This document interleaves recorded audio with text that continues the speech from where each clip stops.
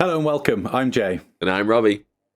And you're joining us for episode 30 of Generations Apart, the show where we talk about gaming and technology across the generations, sharing our perspectives on the past and our excitement for the future. On today's episode, we're revisiting the PlayStation VR2 6 months after release to try and work out whether Sony have had a hit or a miss with this device.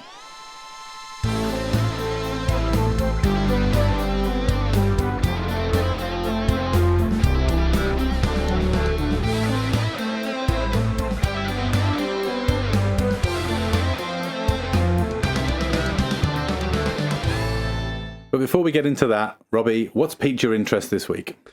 Well, this week I discovered that we missed the esports event of the season.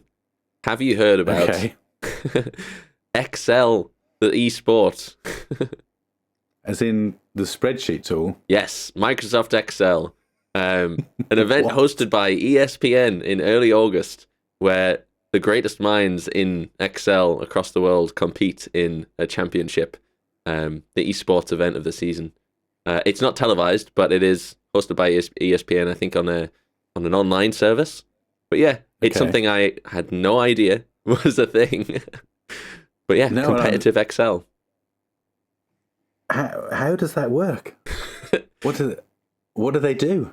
So they get given a case study, or case, I think it's called, and it can be a set of scenarios and a set of puzzles that they have to complete as part of that. So a couple of the examples that they mentioned. So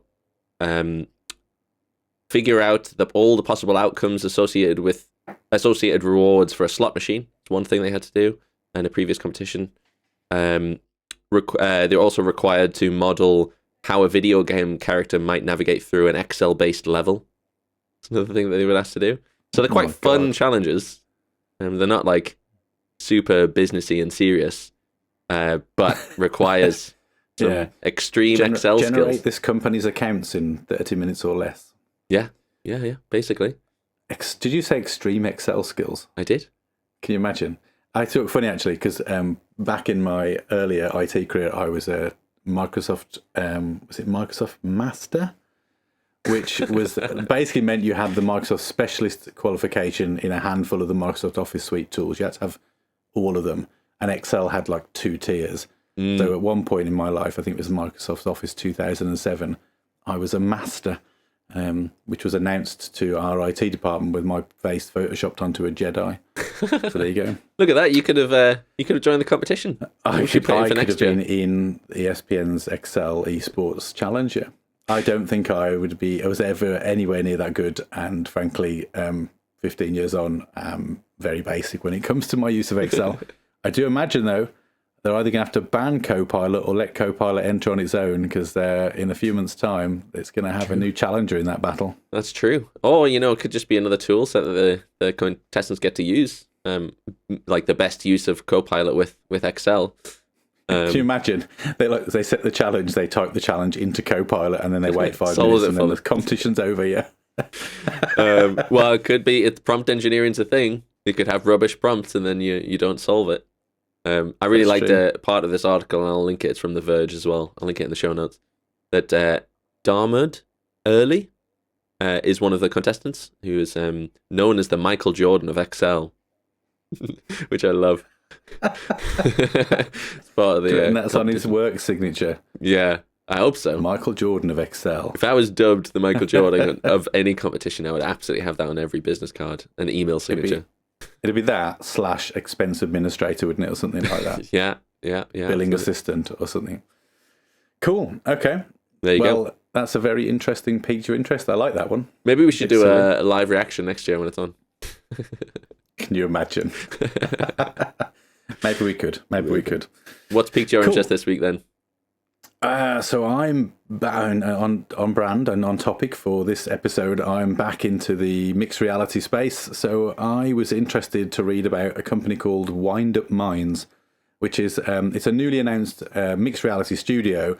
It's raised $1.6 million of seed investment in a recent attempt to bring to life. It's a new concept which is all around virtual pets and companions. So the firm was founded by a number of industry experts who've come from like Oculus, Microsoft, EA, amongst others. And this new venture that they're going on is basically trying to launch a virtual creature experience for mixed and virtual reality platforms. That's a direct quote from the article.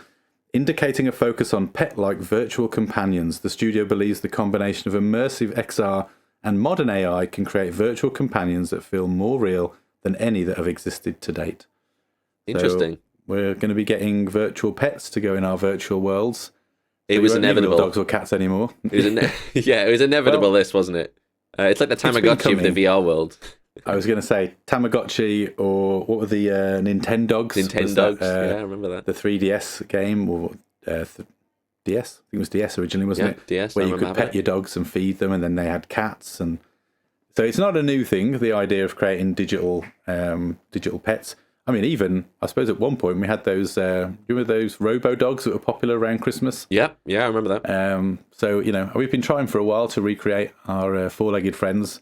But these guys are doing it in mixed reality. So just as a side note, we should definitely revisit that as a topic, the kind of pet animatronic animals, because I don't know if you've seen any of what they're like these days, but they're incredibly advanced and almost weirdly so.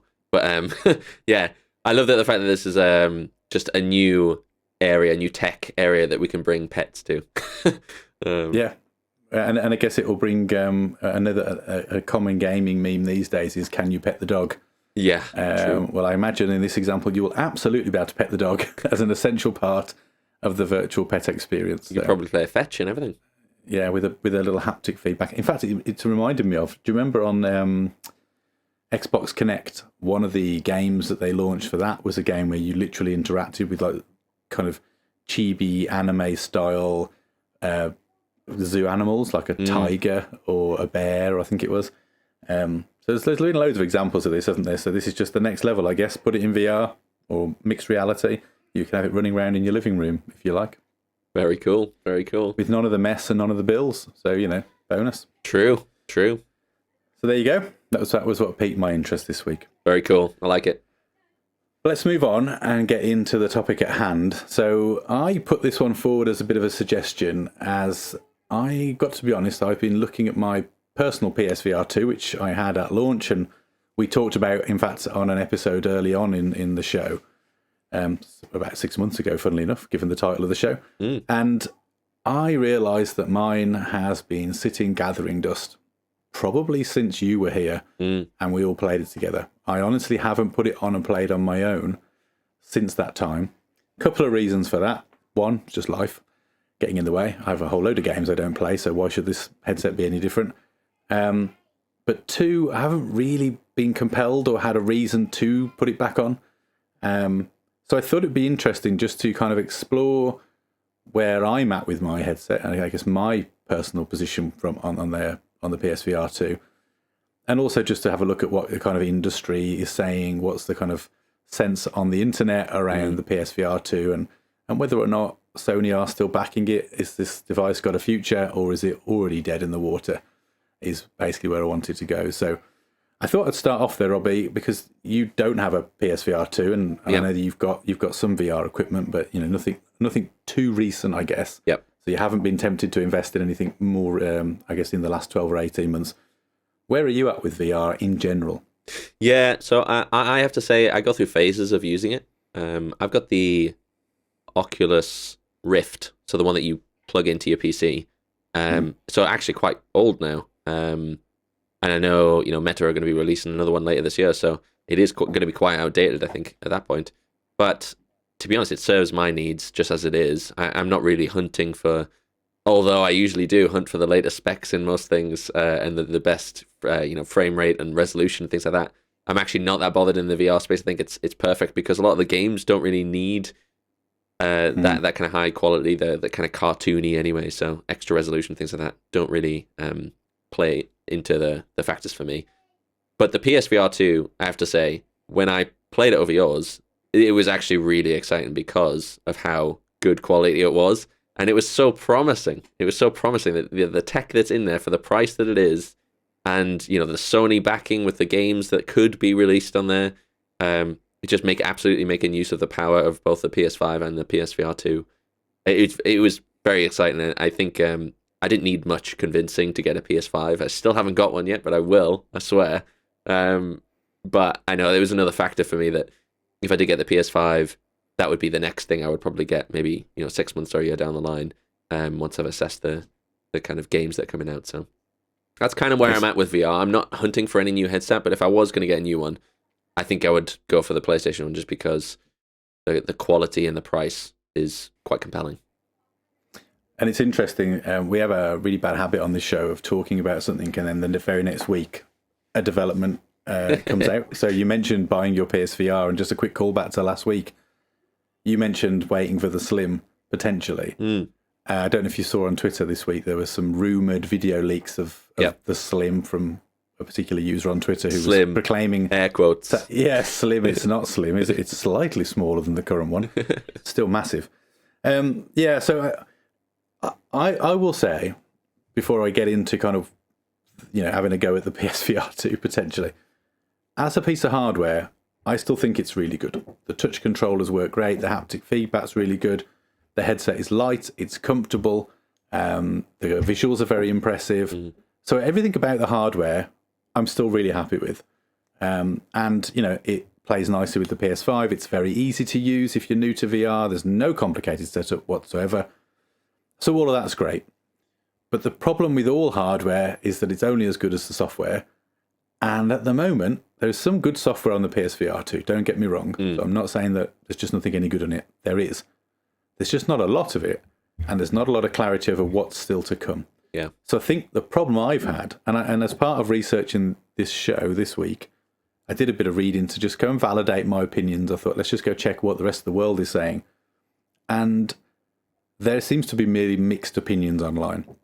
There are those who are fiercely defending VR as an industry and a medium and saying, oh no, it's not dead, it's brilliant, you've got this, that, the other experience. You've got others who are saying they've sold their PSVR2s because as much as they enjoy playing it, it's a lot of money to have sat gathering dust, and they decided to ship it on. There just wasn't enough in the pipeline to encourage them to keep hold of it. Yeah. And there are some who've gone as far as to say that Sony have already given up on it and this is going to go the same way as the Vita. It's just not going to get the support. So there's a real mixed opinion online. And I think for me, having done a bit of research and thinking about revisiting this, I went to the PlayStation Store. I had a little look what kind of games are out there. I went and sought out some reviews for those that I thought were interesting. I even looked at some, these generic kind of top 15, top 20 lists of the best games on PSVR 2. And what I found consistently is that the top games on the console are still those that you and I played together back in February. Really? The Call of the Mountain still is high up on most lists. Gran Turismo 7 still high up on most lists. A Resident Evil Village is still high up on most lists. One of the more recent ones to go up the list is Beat Saber, but it's not a new game. Yeah. It's a free upgrade for those who've already owned it on the PSVR.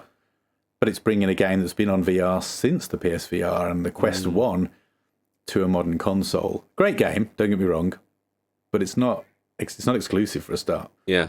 So I then started to think, well, there must be more out there. There must be more games that have come out since. And I went and had a little look, and I'll talk a bit later on about some of the games that I've picked up to try out, because I did spend some time back playing on it again to try and just see where my kind of feelings were at coming into today. But I thought I'd start by, I guess, talking about some of the reasons I mentioned earlier why I've not really used mine, because I don't want to sit here and suggest that I've not had it on for several months and it's because it's crap. It's not the case at all. Couple of reasons. First of all, I am struggling with motion sickness. Really? With my headsets. Never had this problem, or at least wasn't aware that I had this problem before. But whether it's the PSVR 2, the Quest Pro, or even the Quest 2 when we were kind of dabbling with those a few months back, I found myself in anything other than a very sort of sedate experience, getting a little bit sick. And on the PSVR 2 particularly, Kayak Mirage turned my stomach just in the practice area before I even got out of the pool and onto a river. So there's part of me that is, I'm physically struggling a little bit with some of the more extreme experiences that I prefer to play. Naturally, I want to play the shooters, the high octane, fast paced games, but they don't agree with me. So I'm trying to work out whether that's settings, environment. Is it too warm in here when I'm playing it? All of that kind of stuff. There's the obvious problem as well of just creating enough space to play. Yeah. No one really had in the UK specifically. Most general public don't have a 2x2 meter square space completely empty in a particular room at all times. I've got a reasonably generous amount of space in here, but it's still not enough to do for the 2x2 that PlayStation wants you to have for the full move around experience. You can still enjoy all the games without, but it's quite a tight space in here. So that's a problem. And then the other one is just time, which is the same problem I have with all of my games. I've got too many games and not enough time to sit and play any of them because life's just too busy. And the additional steps it takes to sit and set the PSVR up, I haven't really bothered. So those are kind of the reasons why I've not touched it. I assume when you were here and you were playing, I know that towards the end of your multi-hour stint, I think it was Resident hours. Evil, you started to turn your stomach a little bit. You were getting a bit hot under the collar. Yeah. But you weren't suffering the motion problems like I have. No, I was surprised to hear that you're suffering from the motion problems with it because I found it the most comfortable out of any of the headsets I'd tried. I do think some of the game designs were not great for motion sickness. Some of them. So the Resident Evil one in particular, when you're walking around, that felt very weird. Made my head feel very swimmy.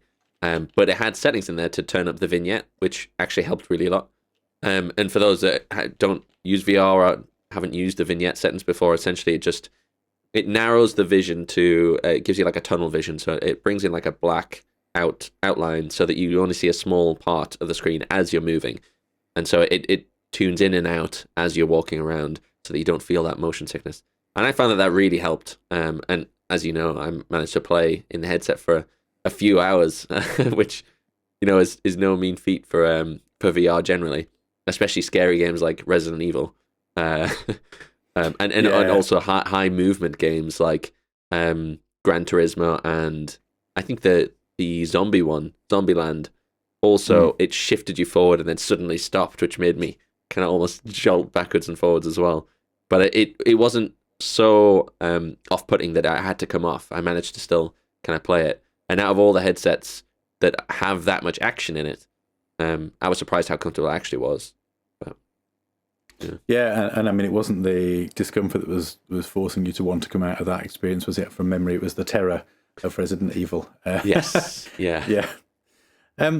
So one of the things that, before we get into the games and kind of what's out there at the moment, one of the things I thought would be interesting to talk about is where is VR at the moment and how does that correlate to the PSVR2? Because if you wind back to, say, October last year with the announcement from Meta of the Quest Pro, this is the first, over £1,000 headset that was coming to kind of consumers. There's lots of other high-priced headsets kind of aimed at corporates and stuff like that. But the first consumer-grade Pro headset was announced, and there was a lot of excitement.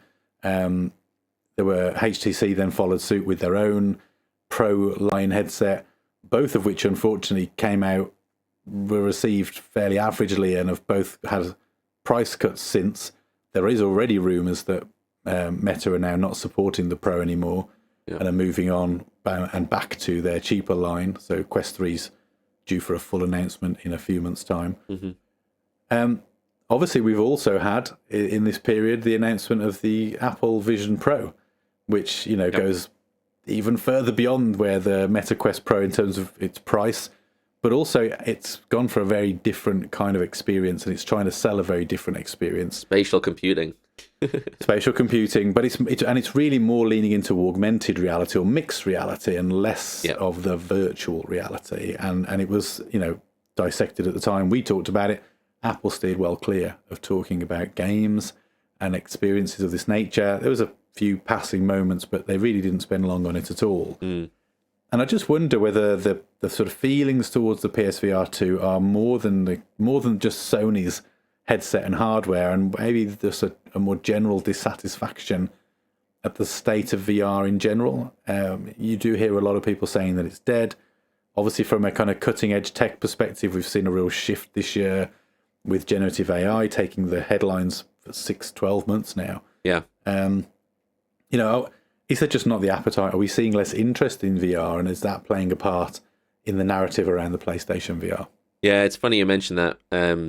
I know you mentioned before one of the criticisms of the PSVR2 was that their top games, their lineup hasn't really changed.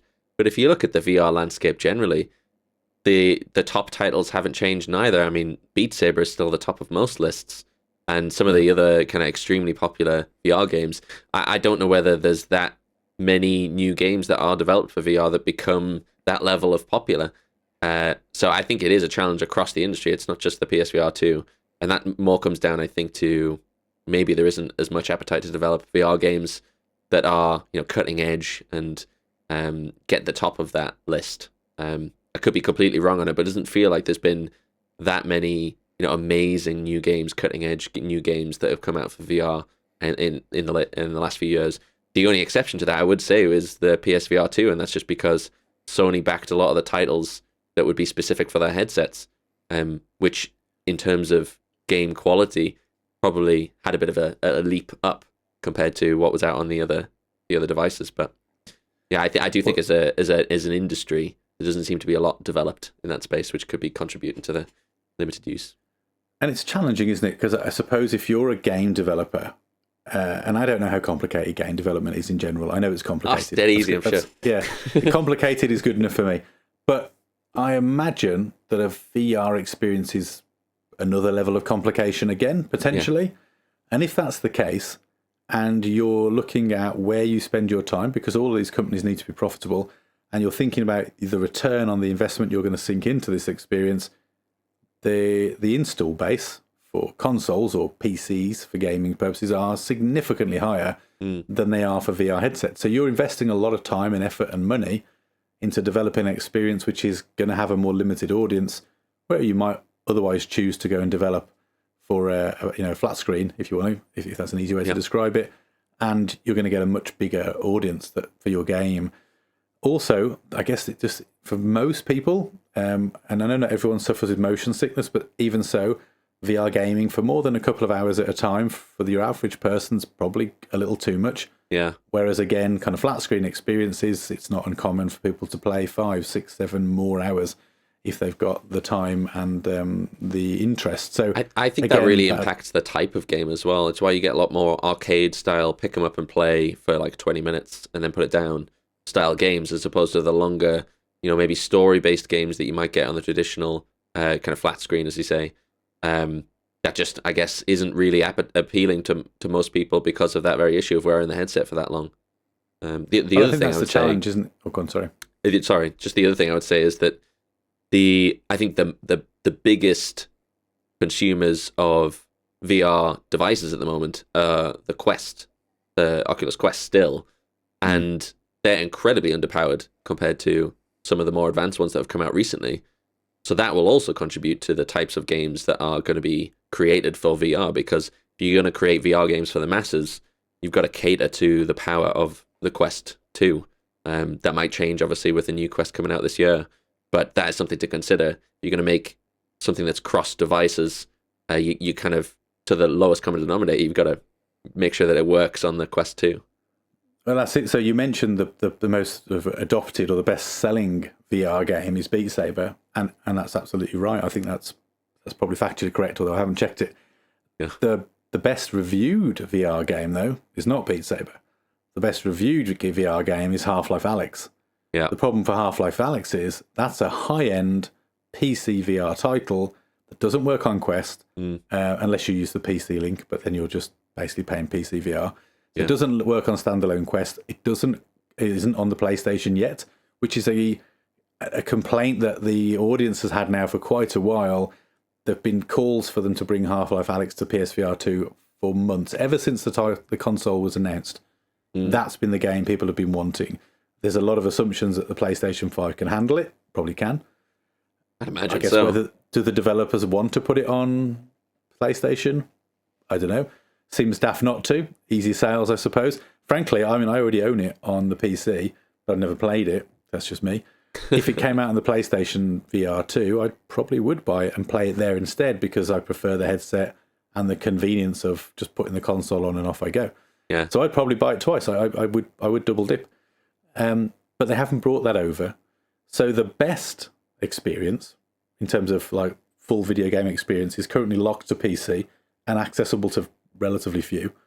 And the most popular in terms of install base is a rhythm game, which more comes to your point of the type of experiences that seem to be doing well in Beat Saber. And a lot of people actually prefer Beat Saber or think of Beat Saber as an exercise tool as well. Yeah, so it's kind of, they see the value of the game, but also the health and fitness aspect. I know a lot of people who play that and other VR titles purely for fitness. So there is something in that, I think, that there's this almost this disconnect. There's gamers who want their VR headsets to have the type of games that they're used to on their consoles, keeping full immersive, big, massive stories. But actually, the reality is that's probably not the type of experience that's best suited to VR. And in fact, it's the pick up and play. And I'll talk a bit to that when I talk about some of the more recent games I've picked up to kind of dip back in and where I had the most comfort and the most fun, funnily enough. Yeah. So let's just talk about some of those titles that we started the journey with. So again, I mentioned a few of them earlier on, and these are the ones that I've experienced, and actually, funnily enough, so have you. So Horizon Call of the Mountain was the first one. That was bundled with the PSVR2, at least the version I purchased. And I still haven't finished that game, I should say, but it's probably the one I've spent the most hours invested in terms of getting through the story. Yeah. It's a lot of climbing. A lot of climbing, that's what I've heard. Yeah, there's a lot of climbing and the odd bit of archery, which is fun. It's a lot of fun. And the eye tracking does feel like magic, and it's really good. Yeah. Really cleverly done. Makes really good use of the headset. It's visually stunning, so it's probably one of the prettier games on the device still, even now, 6 months on. And I guess you'd expect that because Sony pumped significant cash into that to make that a system seller when it launched. Yeah. So Horizon Call of the Mountain, you and I both played it. I think we can agree that it's a solid game. I wouldn't call it an absolute showstopper, a VR game, but it's a nice kind of demo game that you can show your friends when they come round. Yeah. And go, look how cool this thing is. Look at the graphics, you know. It's one of those wow titles. Yeah. But it's not particularly compelling to go back to over and over because it does get repetitive. Alongside that, you mentioned Zombieland, Headshot Fever. Yeah. I still think that's probably one of my favourite VR titles, certainly from that first purchase. Yeah. And to the point you made, it's arcadey, it's pick up and play, you know, bit of run and gun, cartoony zombie shooter, works really well. Yeah. And I've had a lot of fun with it. I know you had a lot of fun with it. We were getting quite competitive with trying to beat each other's scores. And that's the sort of experience I think that I would go back to over and over. You beat my scores yet? I've not played it again since, no. But I actually saw someone the other day saying, where's House of the Dead? Why have we not got House of the Dead VR yet? That seems like a no-brainer. And actually, I would love to revisit some of the shooters of the past. The Time Crisis is the Jurassic Park arcade shooter from years ago. Yeah, can you imagine how good those would be in VR? Even if, to be honest, it was played in a flat screen, it was ported and you sat in like a fake cinema screening or something like that. I don't necessarily need to be fully immersed in VR, but just kind of benefiting from a large screen and the triggers and the way that allows you to play. But it would be great if they did a VR port and let you, or even a new experience based on those franchises. So yeah, Time Crisis, House of the Dead, something like that would be great. Reminds me of that VR room that you talked about a long time ago where you could plug in emulated kind of games. And play them on like retro TVs. Yes, in your kind of 90s bedroom in VR. Yeah, I love that, and it's a really great experience. I really should set that up on PC and give that a try because it's free from what I can tell. Yeah. So alongside that, I also bought at the time Kayak Mirage. Now that was meant to be one of the most visually impressive. I can't vouch for that because, as I mentioned earlier, I haven't got out of the swimming pool, which is effectively the tutorial opening level. And it's a literal swimming pool, you know, in a traditional sort of swimming baths. And you just kind of paddle around to practice. But any kind of tight turns or motion in that made me feel quite sick. Now, I haven't tried it sitting down. I might find that more you definitely want to sit down. Yeah, but I'll touch on why that might not make any difference for me in a minute. So I haven't played that properly. I really need to. But again, another game that from a visual standpoint was very, very pretty. Can you remind me, did we even put that on with you? I can't remember if we actually I don't think we did. I don't think we got a chance to play that one. No, we ran out of time. I do feel like, though, the combination of VR, motion sickness, and water sickness. I mean, being on Boats. water. I'm all right with ironically, I'm fine on a boat, but for some reason not in a headset. I usually am, but I can cars. imagine the combo would be pretty risky for a lot of people. Yeah, this is sickness inducing. So it's one of those games I'd almost wish I could play it on a flat screen just to see the visuals. Yeah. Because I don't know that I'll ever be able to stomach it in VR. But I'll give it a go. Maybe I'll Hold give it the a go and headset, film it. put your hand on the sensor, and then just bring it on the TV. And then the other game I was going to call out, there was a handful of other games we played. So we did Tetris Connected, we did Res Infinite, which I think you just thought was really weird. Very weird. It was a PS2 callback for me. The other game that we played, which is top or at the top end of most of the list you'll find online, is not actually a VR exclusive game like the others we've just talked about. It's a VR mode for a traditionally flat screen game, which is Gran Turismo 7 in VR, which I think most people would agree was an incredibly impressive demo of what that hardware and software coming together could do. And I actually think that there's maybe an argument that that's the way that the VR needs to go. I wonder if it needs to be a complementary experience for games, for full fat AAA games that you can enjoy on your flat screen, but when you want that level of immersion, you pop the headset on and off you go. You played GTR, didn't you? Gran Turismo, but we didn't try it with the wheel, which we'll talk about in a second. But what was your take on that? Super immersive, and I was so impressed with the detail. So you were sat inside the car, and every car that you choose obviously has a different interior that reflects the accuracy of that car itself. And you can, I think I even poked my head out the window, and I don't know. It felt like you were just in a car. It was crazy realistic. I can't even imagine what it would be like with a wheel. That would just be even more realistic, but a really impressive game. So I must admit, I'm stupid when it comes to this stuff. When Gran Turismo 7 first came to PSVR2, loads of kind of YouTubers that I was watching at the time went out and bought the Logitech G29 wheel, and they put the two together, and the feedback from everyone was, oh my God, this is next level immersion. And I've got to be honest, ever since playing it with the controller, there's been that nagging bit of my brain going, well, if we bought the wheel... The problem is, I'd only sold the Xbox version of the G29 about 6 months prior to getting the PSVR2. And I'd bought a fairly rigid, sort of nice stand for it and everything, and I sold the lot because I just wasn't using it. So the idea of rebuying it again didn't fill me with joy.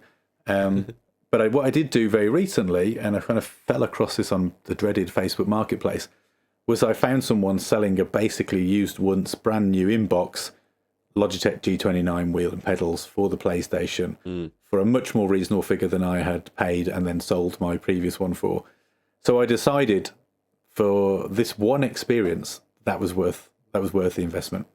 And then when I got it home, I then went, I need a stand. So instead of buying the more elaborate one, I bought a cheaper one. I think like 50 quid on a slightly more wobbly, less impressive one. But it does the job for the way I'm going to use it. So for a much cheaper entry point now, I have that wheel again, and I have a stand, and I tried it out with GT7 the other day ahead of the show. And it's great. It does make a massive difference. It really does improve that feeling of immersion. There's a couple of things I need to do to improve the setup, just to kind of keep the seat and the wheels and everything together, when you're driving and moving. And a couple of improvements to the ride height, because I think I was on quite a high chair. It felt a bit unnatural when the wheel suddenly appeared in front of me at eye level, but I know in my hands I'm holding it, kind of down around my stomach. So there's a few adjustments to make, but it was brilliant. However, I felt the motion, and I don't know if I felt it more because of perhaps the tracks or the way I was playing, but I felt it when cornering more so with the wheel than with the controller. At least that's what my brain is telling me. And you said that last time. I think when we were trying it, you said that out of all the games, that was the one that you felt the motion sickness on more because of the cornering and things like that. I have to say I didn't feel it at all on that game. So I'm surprised. I felt it. I did feel it at times, only at moments. It wasn't too bad. But with the wheel, and I don't know if it was because, again, my brain feels like I'm in a situation I feel more familiar with, and I'm seeing a race, I'm seeing a track, and I'm holding a wheel, and my brain's making those connections. But as I was trying to turn in the game with the wheel, and then as the car's back end would go or something, I certainly felt the stomach go.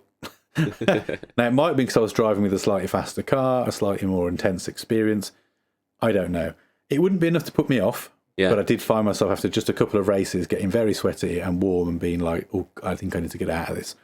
I do think there's something to be said for being in a cool environment when you're using VR. Yeah. And this room gets quite warm. So I think I was playing early today, as I'll mention in a moment, and I had the fan on full blast, keeping me a bit cooler. And I definitely felt the benefit of that until the experiences got a bit more intense and then kind of, the body got a bit warmer and everything got a bit hot. But I think that's a key thing. I think for trying to maintain longer play and a more settled stomach, I think you do need a cool environment, whether that's an air-conditioned space, a door wide open, a good through flow of air to keep you cool. So anyway, those are the games that we started the journey with. And as I said, many of those are still high up or top of a best of list if you go and look now. There were a couple that came out at the time that tempted me, which I've now gone and picked up. And there's been a few new ones that I've picked up since. Unfortunately, only one exclusive that I could find that paired good ratings with exclusivity, which I'll talk about as well.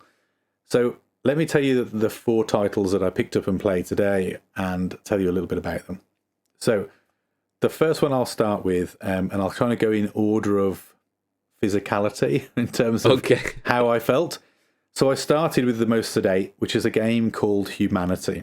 Now, Humanity is a little bit like a very zen, let's say, slightly trippy version of Lemmings, where you take on the role of a small, like, ethereal dog, and your job is to guide a horde of kind of rambling humans around an obstacle course and into this kind of light beam that sort of travels them off into the ether. I didn't realise. I looked at all the reviews are very positive of this, and I didn't realise that it was actually a flat screen game, and it's a PS4/PS5 title that also supports VR. So I picked it up. It's £25 on the PlayStation Store at the moment. It's not bad for the PlayStation Store. It's not bad. It's not, no, exactly. VR titles do tend to be more reasonably priced, to be fair. So I picked it up. What I actually did, for those who are interested and may not already have this, is it's actually included in the middle tier of PS Plus. So it actually cost me £1 less to upgrade my current PS Plus subscription to the middle tier for a year and get this title as kind of within that collection than if I just bought the title outright. So even though I don't have an immediate use for the other games in that collection right now, I thought if you do go on to buy a PS5 in the next 6 months, then it might give us some more choice for our Sunday streams if I've got access to a library of games that you and I could both play. So I decided that was the more sensible investment for that £25, and I upgraded my PS Plus subscription, downloaded Humanity, and I gave it a go. I found it a lot of fun, I must admit. Really enjoyed it. Didn't make me feel uncomfortable, didn't make me feel sick, because you're basically, it's kind of a God mode game. You know, you're looking at this environment in 3D. You're kind of picking and choosing and guiding the dog, making the path, choosing the moves, solving the puzzle effectively, and then just watching it play out.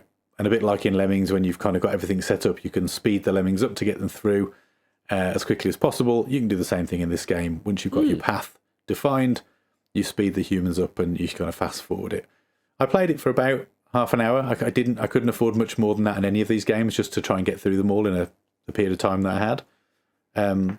But I really liked it, and I would highly recommend it, whether you've got a VR or not. I think it's one of those games you could probably sit and just play on your PlayStation and be very chilled out and relaxed and enjoy. Whether you're on PS4 or PS5, I don't think it would make any difference. It's not a game that kind of needs gorgeous visuals. Yeah. It's pretty in its own right, but it has a very simple art style. So I would highly recommend that one, and I was very impressed.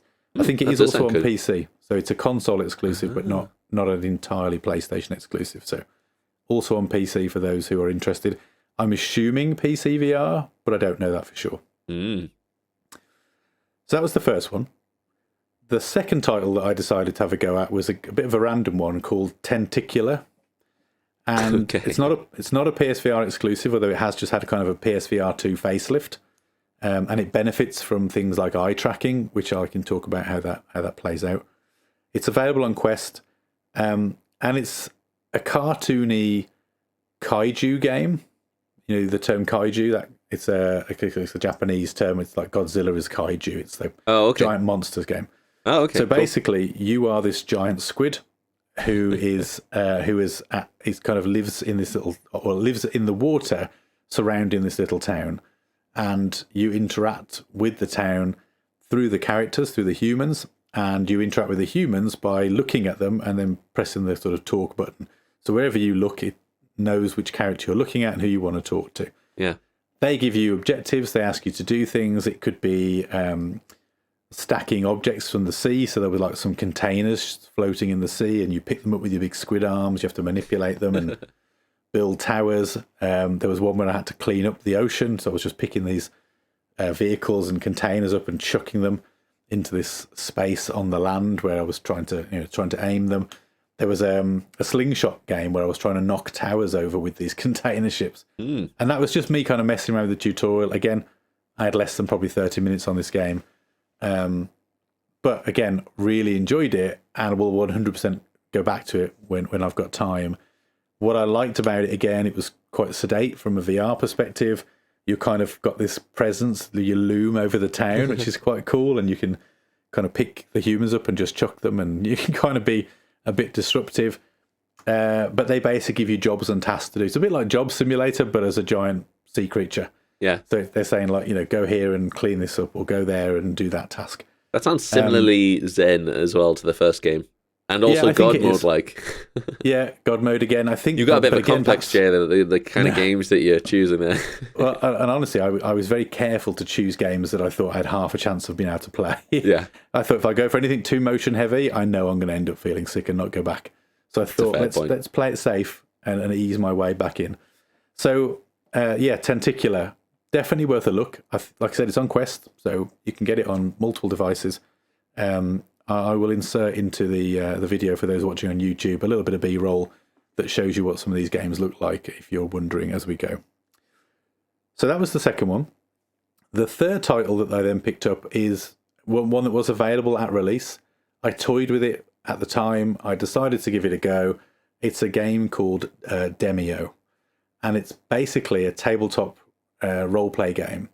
So you start the game, and again, I've only had a chance to do the tutorial, and you're basically looking down on a tabletop, kind of a traditional tabletop, kind of medieval combat game. You've got your little character. You're able to move and perform certain actions on your turn. You can attack with certain magic cards, which are all like attached to your wrist. So as you turn your wrist up to look at you, your kind of array of cards appear, and you can pick the card off and apply it on the table. You kind of pinch and pull and pan the table around to look at the best angle of the board. Imagine playing a board game, something like Hero Quest, if anyone remembers that retro title. So, you set your game board out, and then you start moving your pieces around, and the job is to kind of, defeat the enemy. You roll the dice to see whether your attack hits or fails or gets a critical. So there's a little bit of D&D in there. Cool. From what I saw, really good experience. I did start to feel a little bit more motion sick. Really? Which I think was me kind of, not really, but it was the pinching and pulling and the zooming in and out of the map that I found intensified the experience. And I just felt myself getting a little uncomfortable. It might have been because I've been at this point, in the headset for a little over an hour. Getting quite warm. Might have been a bit of that. But I think it was more to do with the movement, sort of the sudden zooming in and out of the map, which was perhaps a little bit more to do with me. But I persevered. I played through the tutorial, really liked it. Unfortunately, I couldn't really do anything beyond then, and I didn't have enough time to sit and mess around. I tried to jump into a quick game, but it forces you into online play.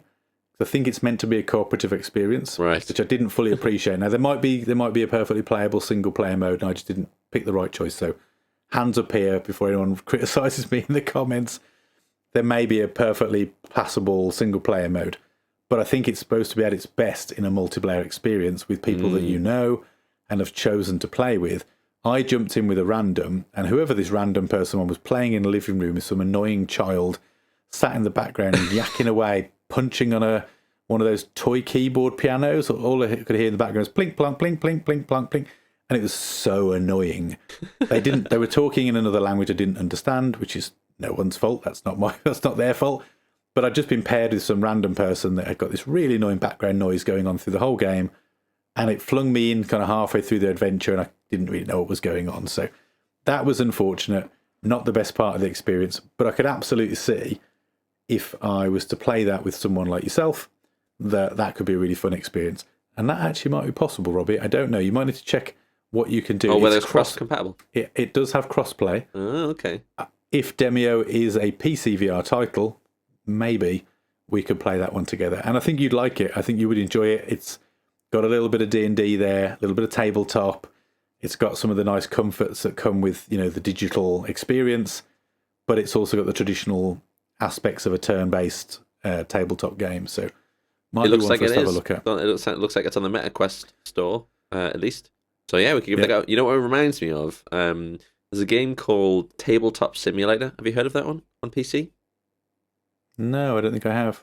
It's basically an open sandbox where you have literally just a tabletop, and then you use the Steam Workshop, so you can download board games, and you just do board games on this tabletop simulator. But it's that kind of thing where you'd invite your friends on. You can play with random people online, but it's typically you would play with your friends and family. You would choose a game that you would play perhaps in person and just play that board game virtually. Instead, it was a wonder in lockdown. We played loads of like family board games and stuff that we would typically play in person, but obviously we couldn't gather in person, so we used this instead. They actually have a VR mode as well. So it actually reminds me quite a lot of that. I mean, it was flat screen first kind of play, but it also is the kind of use your mouse to pick up objects and manipulate objects, so you can see how well it would translate to a VR title. So it reminds me a lot of that, actually. I can imagine that's quite well received on the PlayStation, so I can imagine, the tabletop sim might not be on there. I picked it up because I thought when I was looking at a lot of the lists, it consistently came up in that sort of top half, the top 5, top 10 games to play on PSVR2. Again, it's not an exclusive, as we've just discussed. It's available elsewhere and has been for a while, but it was a really good experience for the most part.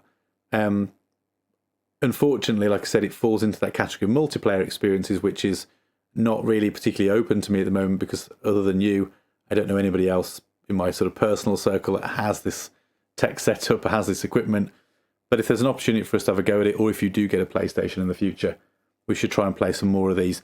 And that kind of comes into some of the titles which I'll talk about shortly in terms of what's to come, because there's some really good or really highly touted multiplayer experiences which I think will pass me by because I don't have that community to play that with. If any of our listeners are out there thinking, I have a PSVR 2, I want someone to play with, then hit me up in the comments and I'll be happy to add you on PlayStation, because it's I do have a bit of a shortage there when it comes to people that I can play these experiences with. It is crossplay, Demeo. I've just checked, so we can give it a go. We should definitely give that a go. It's I think you'd really like it.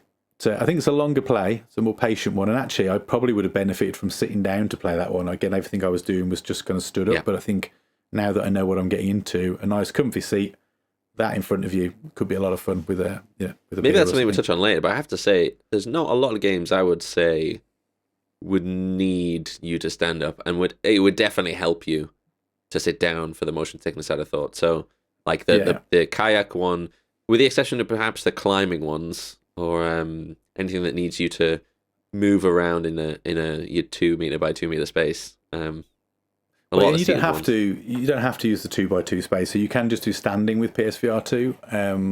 But obviously you still need a fairly good clearance for your arms without the risk of knocking things off shelves. And I've got a lot of nerdy things on shelves in here that would be susceptible to being knocked off. I remember being very worried about breaking something when I was there. So just to kind of, not to counter your point, but there are a lot of other games that do have more movement in them. And obviously, for reasons I mentioned earlier, I had avoided them. Yeah. With the exception of this last title, because this was one of the more highly rated games that I could find. It's relatively new, and it's a PSVR 2 exclusive, so it kind of ticks all the boxes of being just PlayStation, at least for now. Yep. I suspect it will get cross-platform release at some point. So this game's called Synapse. This is a really cool title, a really interesting title, and I was really enjoying it, albeit... And I think I spent the most time on this, so I probably spent 45 minutes on this one. And the basic principle of Synapse is that it's a kind of a free moving analog sticks to walk and look around, as well as your headset. You are wielding a pistol in one hand and telekinesis in the other. Ooh, and cool. it uses eye tracking to identify what you want to move with your mind, which is super cool, and makes you feel like a badass. So I haven't quite understood the premise of the game yet. The game starts with you getting sort of neural link to some military dude who your instructors are looking to get some information out of. Not quite sure what the story is yet. I've got to be a bit deeper. But essentially you kind of enter his mind and it's all kind of black and white with splashes of colour. And the colour tends to link to your telekinesis or your enemies. As I said, you've got your pistol in one hand with a very traditional kind of reloading of the mags being by sort of jacking the two controllers together. Cool. And on your other hand, you have the ability to turn your hand upright to have this kind of little hood that appears. It has like a little map on it where you can see your enemies, tells you energy, bits and pieces like that. But that's also the hand that you use for telekinesis. So at the moment, I've only really got 2 or 3 things that I can do with that skill. I'm hoping there's a little bit more to it, although I have read that the mechanics get a bit samey fairly early doors and then it stays quite samey. Yeah. So the sort of things you can do, you can lift these big heavy blocks and you can kind of fling them up into the air and then crash them down on your enemies or throw them at your enemies. And you do feel like a badass. You find yourself juggling these things because as long as you're looking at it, it holds the focus. And you can keep sort of letting go, dropping it, letting go with your triggers on the controller. There's then like explosive barrels. So a gentle squeeze of the haptic trigger will lift the barrel. A full squeeze will basically crush it and blow it up. Whoa. So you can use your mind to crush and explode the barrels. So that makes for a lot of fun where you'll kind of look across the map, grab a barrel, pull it halfway across the scene, and then like push it towards the enemy and then blow it up as it gets to them. You do feel a bit like Magneto. Yeah. Like that's the kind of, you're just pulling things across the map and making things happen. And then the other one is kind of moving objects in the environment. So there are these like lifts or walkways that you can kind of grab, pull them towards you, stand on it, and then push yourself forward on it. And there's like certain lifts you'll walk onto the platform, look behind you to see the coloured pillar, grab it, and then just gesture forward, and this thing just moves. And you feel like an ultimate badass as you arrive at this ledge and then walk off. And you're like, I just did that. I did it with my mind. I think it's a game where you are intended to die and then kind of repeat. Yeah. Because as you die, you upgrade your character, you're expanding things in the game, in the synapse, in the mind, that helps you to top your energy up, replenish your ammo, gives you more power. And you have to work your way through so many parts of the mind in order to unlock or end that run and then move on to the next area. I haven't done that yet because I died a couple of times, got 2 or 3 levels in, and then had to stop. Really, really cool experience. I think there's a lot more to enjoy in that mode and more to go back to. I did go for a braver setting in terms of the movement. So instead of the snapping, which I just don't like in terms of turning, I went for free motion and almost instantly felt the impact of that from a sickness point of view. So I might end up going back. But I actually survived that one relatively well. I was in for 45 minutes. It is completely free movement, looking around, shooting, sprinting. So I thought that would be more troublesome. I was generally okay. That is the kind of game that would screw me up for sure. Yeah, but it's really good fun. And it's exactly what the console needs to differentiate itself. So that eye tracking and telekinesis, it's just like next level cool. Yeah. If you've played things like Control or back in the day, I can't remember what the title was on the PlayStation 2, there was a really good Yes. That was one of my favorite. I was just about to say it. It reminds me of that. For the exact same reasons you mentioned, you felt like an absolute god just picking up things and throwing them around. And I would love to play that. Yeah, well, you'd have to come and try it. But honestly, that was what it felt like for me. It was taking those experiences and making me feel even more in the control of that power. Yeah. And like I said, just looking around the map, like you see you've got a couple of enemies come in, you think, right, I need an explosive. There's a crate down there. I'll pull it up to the floor I'm on, and then I'm going to move it across the map, and then I'm going to force it out towards them and blow it up. It was just really cool. You felt like an ultimate badass. So highly, highly recommend. It was the most expensive. Or was it? Hang on, very quickly. So I think £30, Humanity was 20. looks like. Humanity was 25. Tenticular was reduced to 15. I think it was like £5 off in a sale. Well worth 15 quid. Demeo, I think, was actually the most expensive. I think there was just over £30. And then Synapse was 29.99. So, Nice.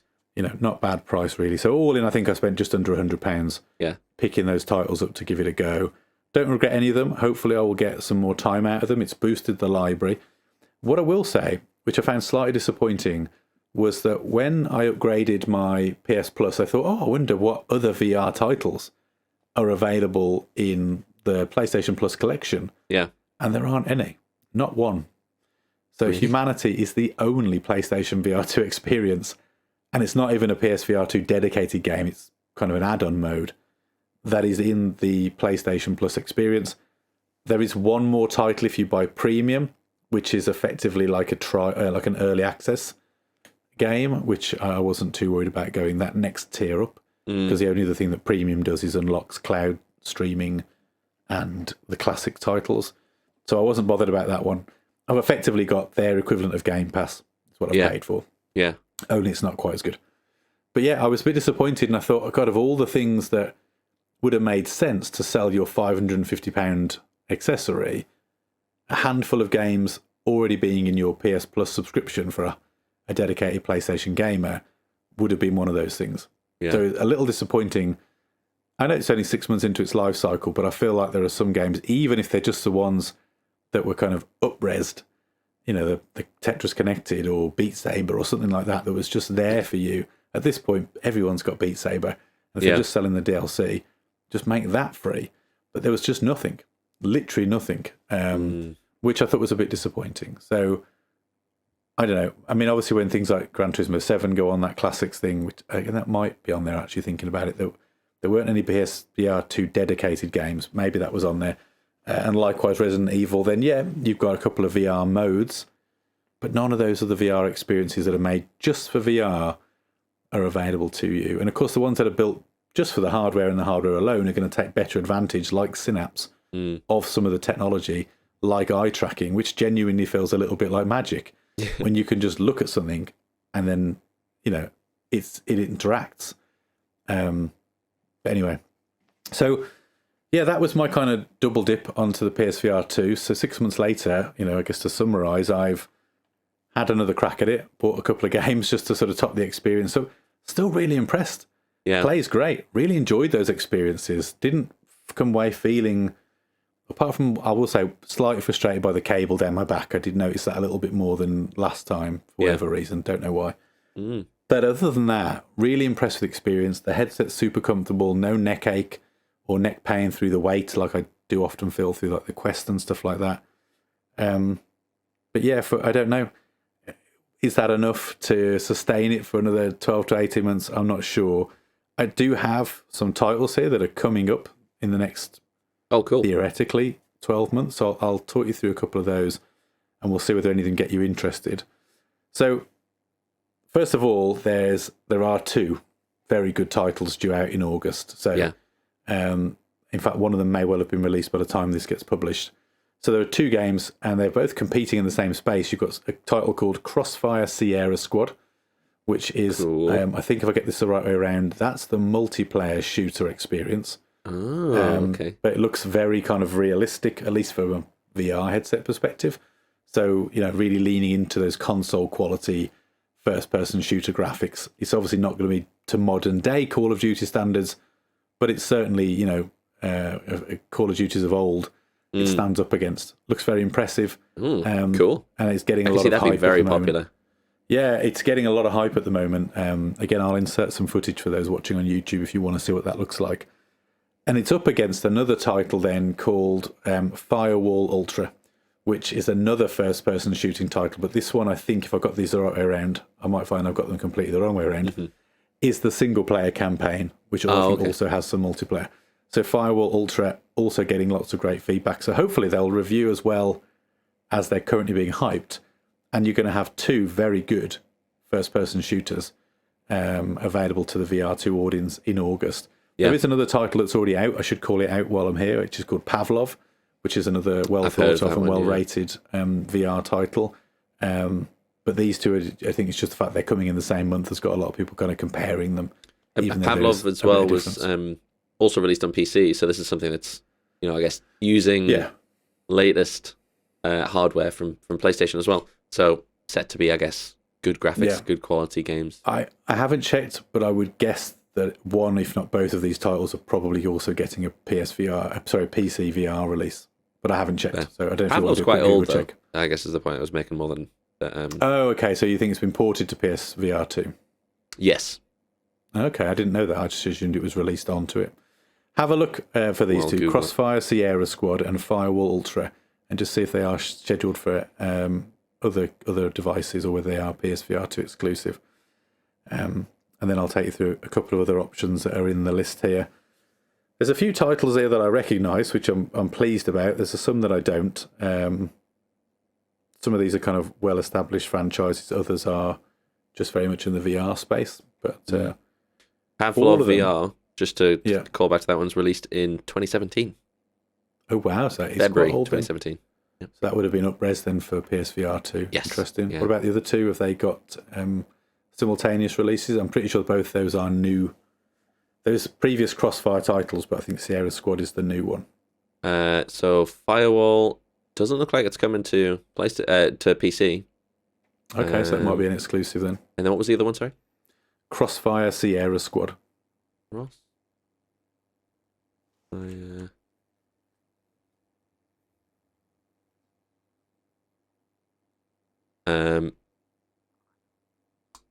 That one, again, I'm not seeing... Oh, sorry, yes. No, that is coming to Steam. That's coming to both. There you go Yes, then. So, yeah. which is probably better for it because if it's a multiplayer title, I assume it'll have crossplay, which means that you're going to get a wider audience to play your multiplayer game. That's a good point. Then the rest of these titles are in alphabetical order. They're all supposedly due out in 2023, so I'll just rattle through them. And I don't know what all of these are, so some of these will just be a title, I'm afraid. Fair enough. There's one here called Aces of Thunder. Now, my brain instantly thinks of Ace Combat and assumes that's a flying game, but I could be completely wrong. In fact, I've been very clever and I've hyperlinked them all. So it is indeed a World War II piloting game. So that's due out this year. Cool. That is cool. That could be fun, although vomit-inducing, I'm sure. Yeah. Next up on my list, we've got Among Us VR. So that's already out on Quest, but Nice. they're bringing that over to the PlayStation. I've played that on the Quest Pro. It's good fun. It's a lot of laugh, although it is full of children in the servers. So Yeah. maybe one of those games that works best if you've got a group of friends big that you group, can kind of yeah. all get on together. Otherwise, you run the risk of getting some kids, and it just kind of spoils the experience. Not that there's nothing wrong with kids, but just at 40 years old, they're not who I want to be playing games with. Then we've got something called Arashi, Castles of Sin, the Final Cut. The fact that it's called the Final Cut makes me believe it's probably been released elsewhere. And there's no real information on what that title is on the link that I've got here. So That looks not like sure what that experience is going to be. Well, I don't know. It looks like there's a cat, and you're jumping across roofs in... It looks like, those special type of roofs that you get in like China. The You wafting your hands in the air, doing nothing it's for the got, like- audio listeners. You know what I mean? The kind of I roofs do. I know what you the mean, old yeah. wood style buildings with like the paper Yeah. screens and stuff like that. Maybe one not for me then. The next one then is Arizona Sunshine 2. So that's the sequel to a title that was on the PSVR and other VR headsets. It's a zombie shooter. The first one looked like good fun. I own it, just never played it. So I'm sure it's good. So that might be one to watch. Yes, we saw the trailer for that, I think, at one of the PlayStation Yeah. events, didn't we? I think we did. And then we've got Behemoth, which again looks like another horror game. It says a brutal world inhabited by giant creatures. That could be quite interesting. It's from the people who made Walking Dead, Saints and Sinners. Good Then name we've as got well, for any metal fans out there. Behemoth Behemoth, fans. yeah, yes. The next one, which I think is another good name for a game, Bulletstorm. Now, Nice. this is a VR port of an Xbox 360 game that I actually played back in the day, and it was it's kind of a zany, had a Gears of War engine. I think that drove it, the same engine that at the time, the Unreal Engine, but before it was as popular as it is now. So quite tanky, big humans. But you had this weapon which basically allowed you to sort of lasso your enemies and do all sorts of horrible stuff to them. So, think telekinesis, but not quite. You could pull them in towards you and then bludgeon them with close-up weapons. You could impale them on walls. You could fling them off maps. It's the one where you could get extra stylized kills.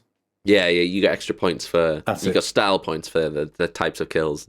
That's the badge, yeah. So that is now moving into VR, which would be really interesting. And I would probably play that at a reasonable price. Yeah. But that would be a full game. I mean, it was only a short one back in the 360, but it was several hours long. So if it's a full game conversion, could be quite cool. Five Nights at Freddy's, not a game series that bothers me in the slightest, but we've got Help Wanted 2, which is a horror experience, I think, if I'm correct. Then this one does interest me, if it's done well, which is Ghostbusters Rise of the Ghost Lord. I like the idea of having a proton pack and being a Ghostbuster. If it's executed well, that could be a lot of fun. And I loved the Xbox 360 Ghostbusters game, which was recently ported to Switch. That's a fantastic game. So if it's done well, I could be really up for that. If it's a bit naff and just kind of cheesing off the brand, then might be one to give a miss. Again, we saw the trailer for that. You weren't a huge fan of the graphics, I think, in the trailer. No, I don't think I was a big fan of what they've done with that, because it's been designed for the lowest common denominator, hasn't it? It's aiming at the Quest, and I want something a little bit more visually impressive. But anyway, we've then got Green Hell VR, which is a jungle survival game. But I think that's a port. It's coming from it's already been out on other VR headsets. We're up to H then, so Hellsweeper VR. Absolutely no information on whatever that is. Sounds unpleasant. Could be Doom-like, perhaps. I don't know. It looks kind of Doom-like, but with that was a good guess. Melee weapons. Yeah, it does actually look very Doom-like. Very Doom-like. Okay. And then Journey to Foundation, which is based on a sci-fi novel, I think. So it says here, Isaac Asimov's iconic sci-fi novels, The Foundation, for a new PSVR title. So that could be quite interesting. That's kind of spacey. Role-play space game. This next one is called Kill It With Fire VR, which is a game about killing spiders. Yeah. Which I have seen, very comic-y style. Could be a lot of fun. I could absolutely see that being one. Yeah. For as long as the price is right, I'd be willing to give that a bit of a go. Rezel Player, I don't know what this is. Apparently it's being used to train real-life athletes, so who knows what this is. Something to do with sports. One to look up, perhaps. What's maybe it called? That's for another day. Rezel, Rezzil, Rezel Player. And the only thing they've got here is some news around it bringing pro sports drills to PSVR2. So, it looks like football, I guess. Football or American football? Football. I mean, they're headering balls through like hoops and stuff at each other. On the player pictures here, the very first image is an NFL player, and then there's a basketball player amongst other sports. So I think it must be multi-sports. But it's like the drills. It's not like playing a game. It's like the whatever you would do in training before you actually play the game. Then we've got a title called Sushi Ben, which I have no idea what that is. Is that literally you're in a sushi store? Is it kind of job simulator for sushi, or is it something completely different and it's like some sort of ninja game randomly titled after sushi? What it looks like a ninja game. Is it really? Titled. Yeah. In fact, it looks weirder than that. The trailer I'm looking at is you've got like this torch and you are zapping various objects with your torch. Okay. Then we've got a roguelike called The Foglands, which is also due to come out later this year. So scavenging loot, that looks interesting. Mm-hmm. We've got one called Tiger Blade. Some good titles here. Yeah. Cut through gangs to K-hip hop in PSVR2's Korean cinema-inspired Tiger Blade. I mean, that sounds quirky enough for me. I think that could be interesting. Samurai kind of first-person thing. Looks cool. Yeah, two more to go. Vampire the Masquerade Justice, which is a new game with Dishonored vibes. So I'm assuming that's... So it says here that Fast Travel Games has joined Bulletstorm VR in confirming a new game for PSVR2 alongside the news of a MetaQuest 3 headset. So it must be also coming to... okay. So I do remember seeing this actually in the MetaQuest announcements. Me too. I thought that looked familiar. Okay, well, that's coming to PSVR2 as well. And then X8, which is, I don't know what that is. There's no release date attached to it yet. It's a tactical 5 versus 5 shooter, which will be launching on the PSVR2 at some point in the future. Again, it's down for a 2023 release, but we'll wait and see. And that's the list that I've pulled. There may be other titles. That's what I found kind of doing a bit of research. So there's plenty still to come this year. And if even just a handful of those land well, it'll be interesting. I still feel my biggest gripe here is that I want the titles that I associate with Sony. I want the big blockbuster titles. Yeah. Now, I'm not expecting God of War necessarily. I mean, that'd be interesting. Don't know how that would work. Could be quite fun to wield the Kratos' axe, you know, or even that's the dream for you, isn't it? Well, imagine even the blades. You know, the blades from the early games, which I think he does have in the latter games. You could imagine those two attached to your VR wrist. That could be really cool, sort of flinging those out into battle. So that could be fun. But I guess I'm thinking more about things like, so on PSVR, we had Wipeout, which was the core game, also made playable in VR. I'd taken a port of that to PSVR2 because I never got to enjoy that. I'm just wondering, I want to see some big franchises, some big games that people get excited about. Frankly, the fact that Half-Life Alyx isn't on that list is still a massive disappointment. Yeah, I'd like to think that in the background it's happening and that it's been kept quiet for some sort of big announcement, a big release. Maybe upscaled. Maybe that's why it's taken so long. To be honest, it wasn't that long ago that PSVR2 was actually brought to stores, because for the first few months of its release, it was only available direct through PlayStation. Yeah. So you couldn't walk into a retailer and go, oh yeah, they've got one in stock. I think I'll buy one of those. You had to go to the website, intentionally buy it, which is not how they sold the first PSVR. And I guess the assumption was that that was down to just supply issues and just, you know, like PS5 had such a long issue with its supply. So I don't know. Maybe there is still life in it. I think that the hardware is more than capable of delivering some fantastic experiences, but Sony just need to back it. They need to put their money up and get these titles across to the platform. And they also need to give VR enthusiasts and everybody else a reason to buy this and buy on their console rather than the Quest or you know, another VR headset. Because a lot of what we've just run through there won't be exclusive to PlayStation. Yeah. Either stuff on that list is already a port that pre-exists somewhere else, so you're playing catch-up, or they're probably going to be released on multiple devices. In fact, I'm looking down that list and I don't think any of them were PlayStation exclusives, or at least jump out as being PlayStation exclusives, with the possible exception of I think X8. Yeah, that last one was that's exclusive. On Steam as well. Oh, there you go. So I don't know. It's going to be interesting, isn't it, to see where the future of this headset goes. I suppose it's better for Sony if they've got games coming out across other devices, and if you've got multiplayer titles, then cross-play is essential to give people to play with. Yes. So I'm all for supporting that. I think it's the same. It's the same challenge that they've got with the PS5 generally, right? I mean, there's a lot of power in there that they're not taking advantage of with crazy games. I mean, there's some really graphically demanding games that have come out on PlayStation, but there's still a lot of headroom that they could play with for power.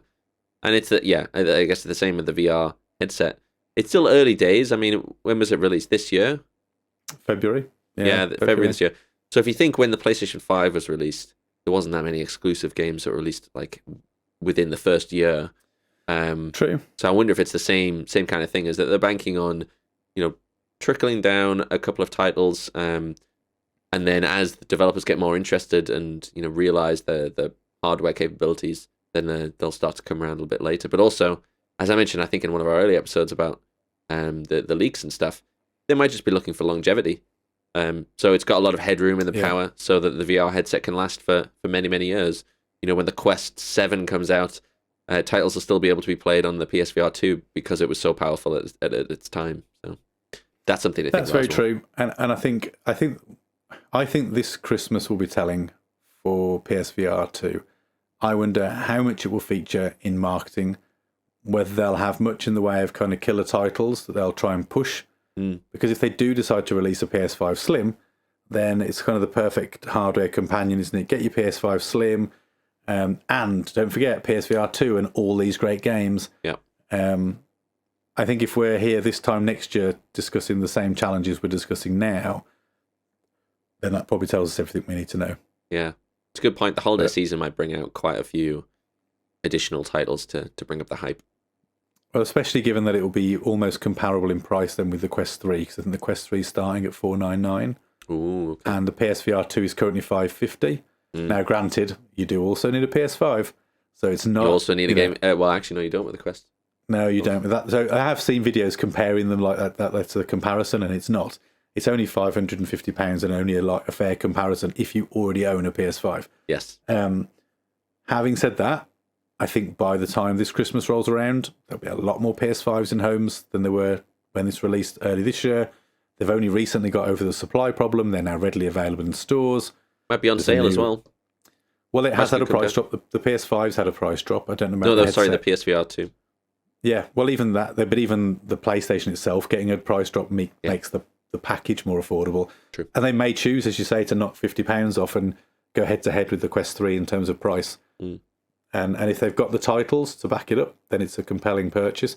The other problem, though, with the PSVR versus something like a Quest, if you are comparing, is that the Quest 3 specifically is going to have more augmented reality capabilities. It's also more than a gaming device. It's got the socials and all the other apps and technology that's going into it, whereas the PSVR is solely a gaming device. Very true. So, which is the only kind of drawback.